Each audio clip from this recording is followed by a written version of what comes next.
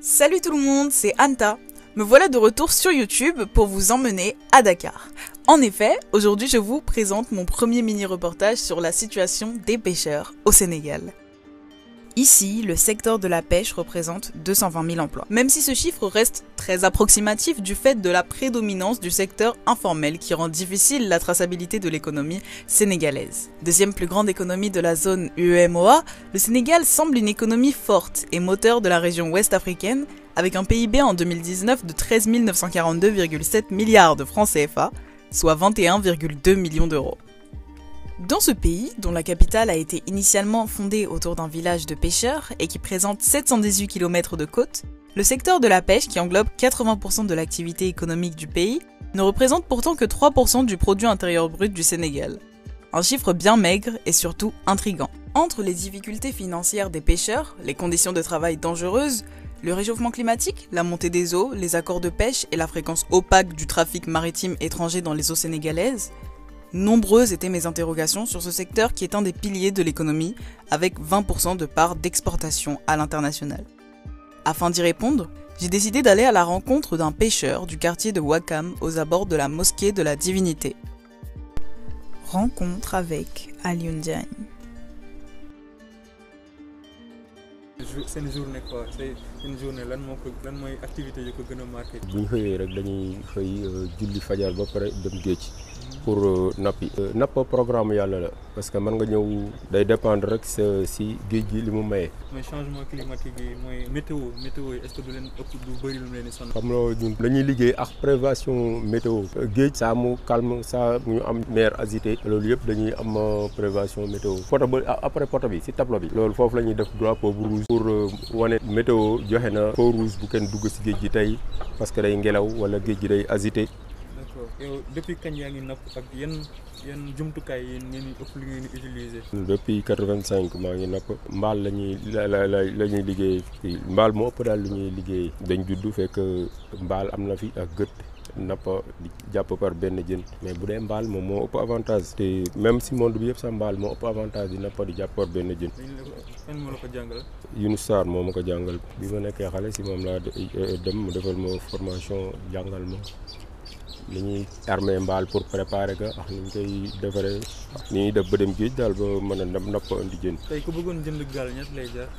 day dépendre rek si longueuru gaal gi ak profondeur bi muy am lay dépendre nga dem jënd ji bant gis serpentier bi mu defaral la. gaal bu mel ni ñett la dikk. gaal bi peut-être na dikkee ay 800 jëm 1 million. yi ñoo ko gën a seer yi ñu gouvernement bi yi mu ñuy bëgg a dimbalee moom moo ko gën a seer. mais itam comme suñ gaal yi ni ñu siy sentir en sécurité moo ëpp que sécurité bi ngay am si gaal bi nii. parce que suñ gaal yi déjà mooy gën a toog si ndox mi encore bu dee gaal yi bu dëppoo pour nga dippal ñi ko day difficile parce que lépp fibre de verre la dafay tax pour daal ñu mën a liggéey ak gaalu fibre de verre kii am gaalu 10 mètres di ko liggéey pour mu mën a liggéey ak gaalu fibre de verre il faut gaal bi mat ba 20 mètres te boo loolu dafay seer si ñun duñ ko mën a jënd parce que yii nii 8 mètres rek la te mu ngi jar ay 6 millions yooyu noonu mën nañ si am beneen gaal bu mat ay 12 mètres comme yële na le gaal yu mag yu bees yële ñaar yu bees yële ngay gis yu marron yooyu peinture guñu ko nga am 2 millions li ba pare am moteur par rapport ak bu dee fibre de verre yi nga dar si def 4 millions te ñun suñ moyen moo ñu mayul ñu mën a am gaalu fibre de verre suñ gaal yi daal moo ëpp sécurité que gaalu fibre de verre bu 8 mètres. nan ngeen di financer kon pour mën a am gaal yi da ngeen di cotiser entre yéen wala. ngay collectionner ndànk-ndànk di jënd par benn planche par ñaari planche wala daal nga bokk ko par bëccëg di ko def natt boo amee nga defar benn gaalu 700 800 000 mais daal par ndànk-ndànk lañ koy mën a am selon suñuy moyen parce que géej gi bëreetul jën léegi ba xam ne dangay dem chaque jour di am gisoo tey gaal yi dem ñëw presque ressource bu tuuti la ñuy indi du man sax rek lay seen essence ak seen frais yi sew sewoon. ñoom suñu ñëwee jën yi dañ koy jaay ñu dem jaay marché non. waaw bu ñu ñëwee dañuy ñëw jaay jën yi ñuy jaay marché bu dee itam am na jën yoo xam ne mareyeurs yi dañ ko soxla ñu jaay ko mareyeurs yi. am baana yi ñii di jaay marché itam ñu jënd yooyu fay la après nga collectionné jënd say dépense mën nga dem tey am chance dem jàpp benn coof mu jar 5000 mbaa 10 000 mbaa 15 000 mën nga tam dem gëti malheureusement nga dem jàpp ay jën yu ndaw yoo xam ne mënul sax indiwaat essence bi. accord de pêche ak Union européenne ak chinois yi affaire yooyu noonu nga ko gisee. bu dee ñun fii ni ñuy nappe fii nii mën na mu bañ a jotee ñun dara. parce que bu dee ñoom au large la ñuy nappe mën nañu bañ a yàqal mais bu fekkee nag nit ñi dañuy napp fii nii bateau yooyu noonu ñëw di napp fii nii dañuy sonal dañuy yàq suñu géej. te lu bëri si lu yàq si géej gi ñooñu bateau yooyu la parce que pêche artisanale mënul yàq dara si géej li mu mën a yàq bëriwul daal. tey benn coopérative fii nii pour mën na ngeen jàppalante affaire yooyu noonu. waaw am na fii nii am na kii comité local des pêcheurs si tefet. léegi yaa ngi ko doon wax ne ko géej gi bëritul jën léegi est-ce que loolu noonu tax na le fait est-ce que loolu noonu pour yow loolu expliquer na le fait que jeunes yi di. jeunes yi li tax ñuy jël gaal gi di dem mooy que ne di nga gis 80 wala 50% yu nekk si jeunes yi duñ am liggéey. maçon bi menuisier bi yëpp seen li ñu bëgg seen réew amatuñu ko à 100%. bu boobaa ñi yam dañuy préférer dem tukki ji pour uti ji lu régler situation yi. est-ce que daf leen di arrivé ngeen di pêcher si yeneen eau yi. non non fii moom pratiquement lii xam nga fii ñun suñ géej gi. benn lii la pointe la. pour nga daw fii nii boo dawee 10 kilomètres rek da ngay am profondeur 400 mètres. bon qualité suñ géej bi dafa gën a riche yeneen géej yi que Cheikh loolu moo tax. suñ sori ba sori daal ay 100 kilomètres 200 kilomètres ñu retourner ci journée bi. tey nan lañ mën a améliorer conditions yi fii nii quoi.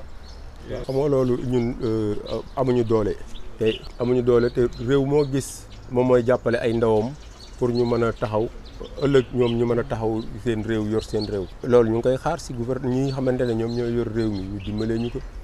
Macky Sall dëkk am na ci taxawaay bu rafet parce que defal na mool yi ndimbal bu bëri boo xam ne ñi xam ne amuñu sax ci moteur yooyu noonu gis nañ ci seen bopp. loolu ñu ngi ko koy sant bu baax mais daal ñu jàppale ñu ba xam ne mool yi duñ amati yenn problème yi duñ tam amati benn soxla ci bàyyi fii Sénégal di dem di uti ji leneen ci dëkk foo dem da ngay liggéey. boo nekkee fii da ngay liggéey boo nekkee Europe da ngay liggéey. buñ nangoo ñafe comme Europe li ñuy wax ne yow da ngay nekk foofu noonu jox 4 heures du matin dem. boo ñu nekkee fii tës si dañuy am comme li ñuy am Europe. te di nga am li ngay am ba pare nekk sa booru njaboot loolu moo dàq lépp loo gis. tey mesures yi ñu jël si Covid 19 est-ce que affecté na leen seen travail.